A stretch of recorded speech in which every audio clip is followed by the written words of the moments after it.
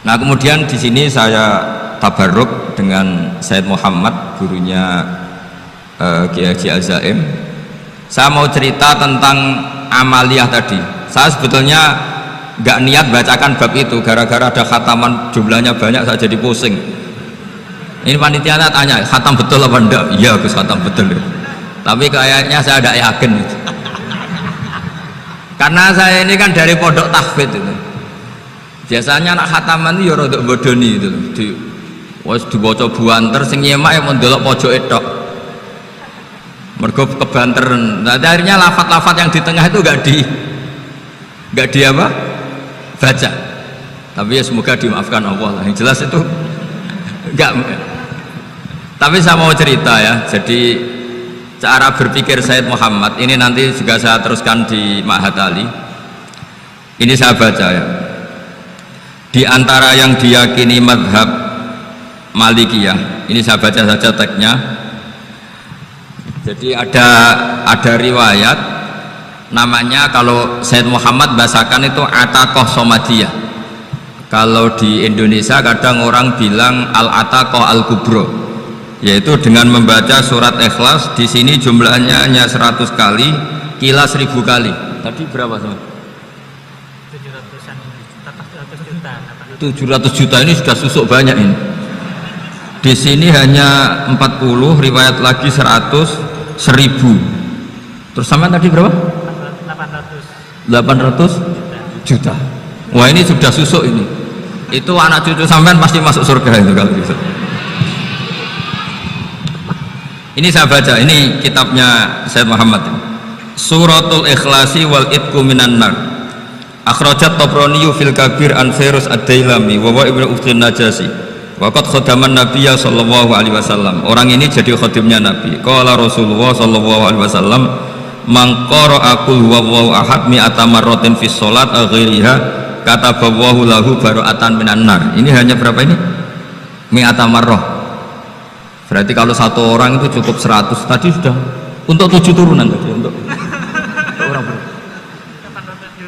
Ya, untuk 7 turunan cukup. Cukup.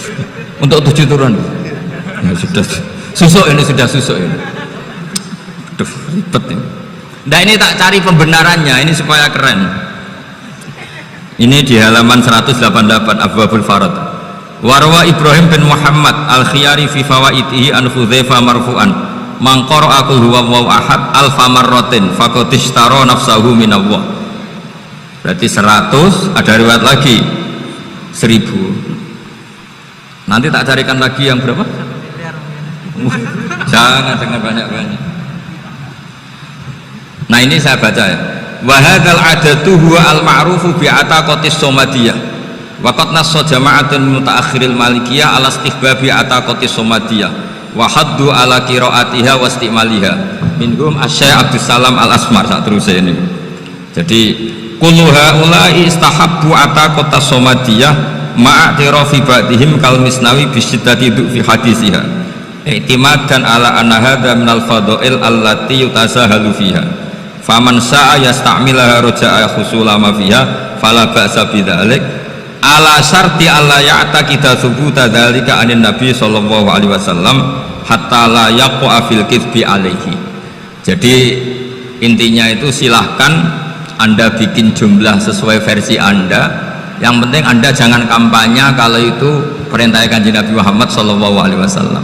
Karena kalau kamu atasnamakan Nabi kemudian jumlahnya sampai 800 juta, berarti Nabi mengajarkan masyaqqah pada umatnya. Jadi cukup yang riwayat itu di sini hanya 100 sama 1000. Jadi kalau jumlah tadi untuk 7 apa? Turunan. Jadi kamu harus ditutup dengan doa, ya Allah, semua itu bukan untuk saya tapi untuk 7 turunan. Tolong catat ya Allah. Karena jadi artinya gini loh ya, orang Indonesia yang sering mempraktekkan ataqoh somadiyah itu bukan tanpa dalil. Ternyata dalam mazhab Maliki, saya masih ingat ketika mbah saya kandung, bapaknya bapak, asmane Mbah Nur Syam, itu wasiatnya minta dibacakan 4000. Yang baca pas itu ya bapak sama anak-anaknya. Dan kemudian alhamdulillah zaman akhir itu mulai agak ngawur. Kalau ada acara itu wong liya kon maca anake mlebu metu gak melok maca. Itu keliru, saya jamin itu keliru. Saya sering kalau mimpin di rumah, kalau yasinan di tonggo-tonggo kok anaknya gak maca, saya keluar. Bapakmu wong liya kon maca, kata saya gitu. Jadi itu menurut saya itu yang jelas. Saya sampai ngisi begini, yang ada riwayatnya itu idza mata ibnu adam in qata amaluhu illa min salasin shadaqatin jariyah au ilmin yuntafa'u bi aw waladin sholihin yatullah. Itu tidak ada di hadis au kiyayin sholihin yatullah, kata. Yang ada itu awaladin apa? Sholihin. Jadi anaknya harus ikut, kalau tidak ada usaha. Akhirnya anaknya udah tinggi terus gitu. Akhirnya tak kei jagung paling akeh, kula mendhet sithik. Wong aku ora anake. Kadang-kadang enggak, orang lain baca buahnya anaknya mau mlebu metu mau enggak no tamu mbek rokokan. Itu harus ditobatkan. Keliru itu. Karena nasnya bukan auqiyayin sholihin tapi awaladin sholihin. Ini bukan provokator, ini memang iya seperti itu. Nah, terus tentang tadi la ilaha illallah yang didhawuhkan Gus Azaim,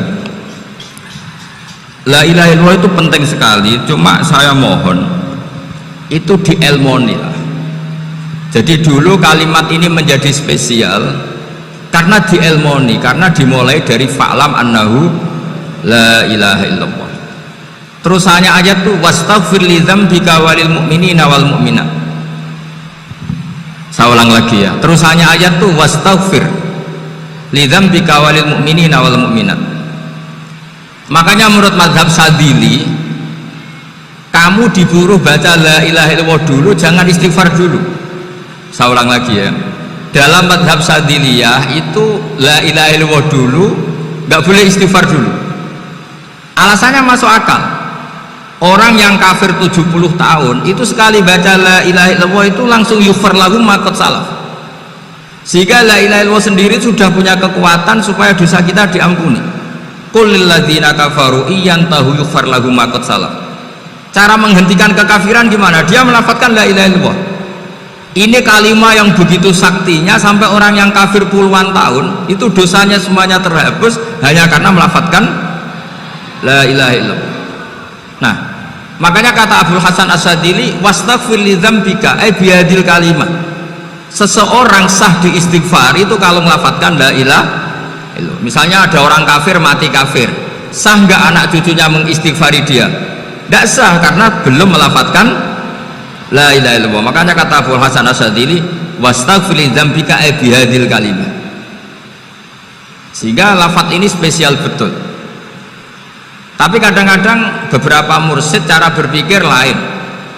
Ini kalimat thayyibah harus dibaca orang suci, sehingga mendahulukan apa? Istighfar, untuk supaya pas melafatkan kalimat thayyibah sudah dalam keadaan apa? Suci. Itu juga masuk akal. Tapi secara meyakinkan saya sendiri lebih mengikuti manhajnya Abil Hasan Asyadzili, karena alasannya tadi, yang kafir puluhan tahun saja langsung luntur dosanya karena melafatkan la ilaha illallah. Artinya la ilaha illallah sendiri sudah bagian dari istighfar.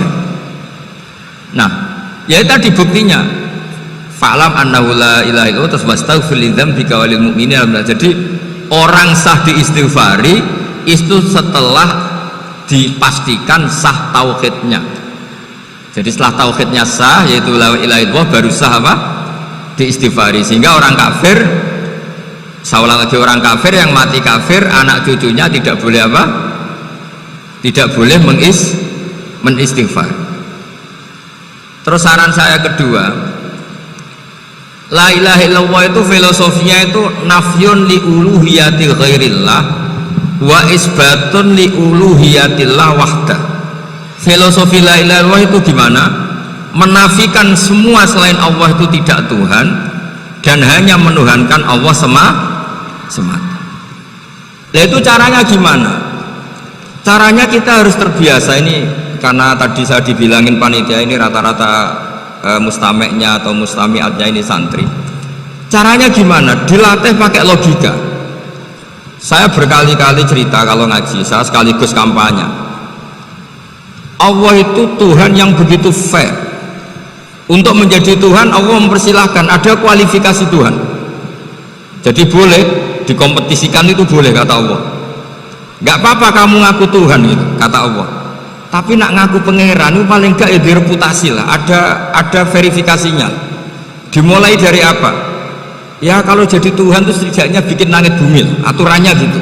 Jadi kalau daftar bupati ya daftarlah ke KPU. Masa tahu-tahu jadi apa? Tuhan kemudian tidak punya prestasi bikin langit bumi. Sehingga Allah itu cara ngendikan itu ya fair. Qul ara'aitum ma tad'una min dunillah aruni madza khalaqu minal ardi am lahum syirkun fis samawati. Coba yang kamu tuhankan selain saya, prestasinya apa kan? Ketika saya bikin bumi itu apa ikut bikin? Terus am lahum syirkun fis samawati. Kalau bikin langit, kalau nggak bisa ya urun lah gitu. Urun semen apa urun bego, pokoknya urun lah gitu. Urun ora, gawe bumi ora, ngerti-ngerti ngaku dadi pangeran. Aku lihat burhanakum. Jadi ya kan ya lucu kan, misalnya syarat kiai di Salafiyah kan keluarga Kiai As'ad, cucunya ngaji ngalim. Orang keluarga Kiai As'ad tuh aku kiai utama di Salafiyah.